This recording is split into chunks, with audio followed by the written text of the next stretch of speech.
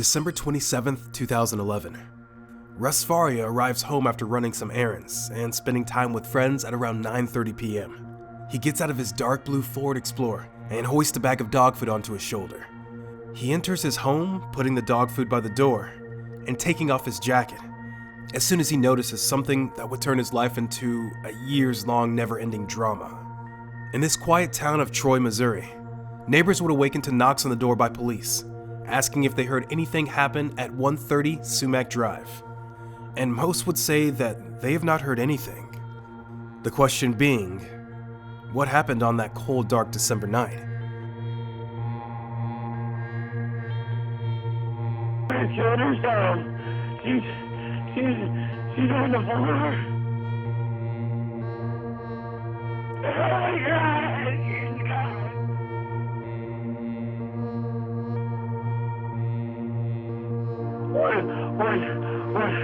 130 C-Mac.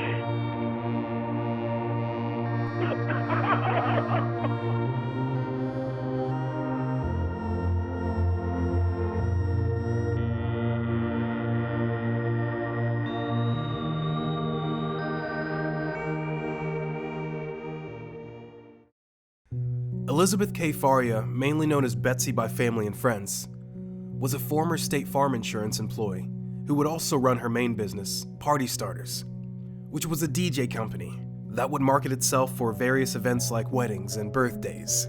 She mainly worked from home, giving other DJs a chance to perform with a list of songs, specifically for that event, and then send them off with equipment as well. Betsy, however, was going through some major health problems. She was diagnosed with breast cancer in October of 2010, and although it seemed that she was getting better with major operations done to prevent the cancer from spreading, she would come to find out that the cancer had spread to her liver. Her cancer, now being terminal, did not stop her from having a fighting spirit that she would beat this cancer as well. A few days before Thanksgiving that year, she celebrated with family and friends on a cruise ship to help brighten her spirits. That she was not alone, and she even got to swim with the dolphins, a long dream of hers.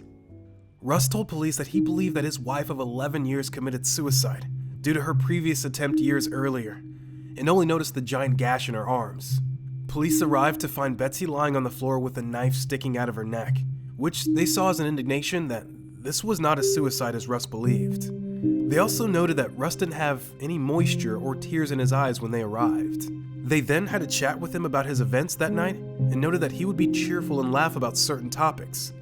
But once the death of his wife was brought up, he seemed over the top. They took him into the Lincoln County Sheriff's Office for questioning, with the Christmas stockings hanging over the fireplace. Opened gifts from a couple of days before, Christmas tree all lit up. The blood around her was dry and crusted, and they noted that the house was undisturbed, nothing pointing to a robbery gone wrong. Over the next 2 days, they would collect more evidence. Betsy's body would be taken to the medical examiners after photos of the scene were taken.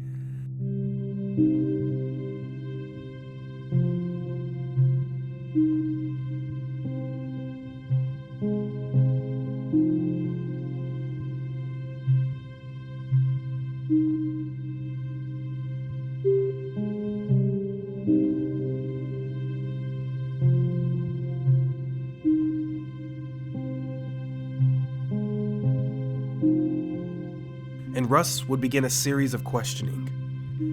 It was reasonable for them first to look at Russ, not only because he found the body, but because he was married to Betsy, a common suspect with murders within the marriage. The questioning began with a timeline of events. Russ left the house at 5 p.m., then did some errands, picking up dog food, getting some cigarettes, a couple of drinks.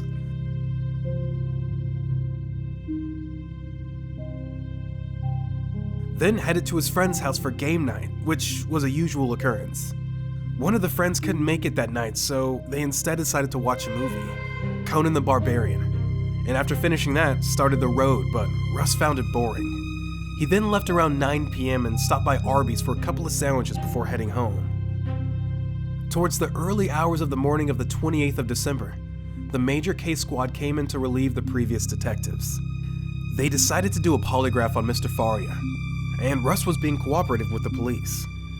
After transferring him to a new facility, Russ was given 4 simple questions, and that was it. The results, well, let's just say he didn't pass. The tone of the detectives became more hostile, as they had gathered evidence throughout the night and into the morning that showed Russ as the prime suspect. Family and friends told investigators that Russ had a temper, and that they would fight. And Russ would make very hostile remarks towards Betsy. No statement was as important to the police as the one that came from Pam Hupp, a good friend of Betsy's who met while working with her at State Farm. And although Betsy no longer worked there, Pam would still make her way into Betsy's life. Pam claimed Betsy was afraid of Russ, and that weeks before her death, Russ put a pillow over her face. And that is what it would feel like when she dies. Pam was adamant that her friend was killed in an act of rage by Russ, because Betsy wanted to tell him good news. The news was the plan of her wanting to move into her mom's and renting out the current house so she could be closer to her parents. Pam feared what may have happened to Betsy, which is why she tried to call her after she got home that night to see if she's okay. The detectives became insistent that Russ killed his wife due to the evidence found in his closet, a bloody slipper.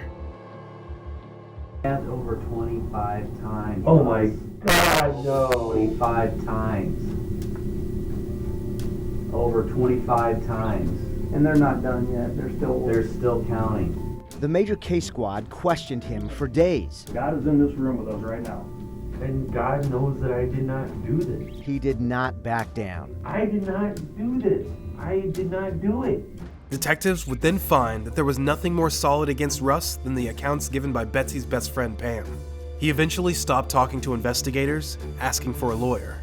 One detective would say that, you know they're guilty when they have to ask for a lawyer. Afterwards, Russ was released. He had to face the reality of burying his wife, and was also met with some fierce response from Pam and Betsy's sister, who believed that he had killed his wife. They both smacked him. Russ's friends say that he seemed to be in a zombie-like state. After the funeral, Russ began to cry and put the pieces of his life back together. On January 4th, 2012, just a day after the funeral, cops came into his home and arrested Russ as he was browsing Facebook. Russ was surprised, believing that he was no longer being investigated. He was met with great hostility from Detective McCarrick, who we will see again, as he told Russ, "If you say anything, if you even breathe the wrong way, I'm going to paint the windshield with your brains." While some say it was a justified response, there were some family members asking why investigators were not looking at Pam, asking, what about Pam? She's the last person to admit seeing Betsy alive. What about Pam?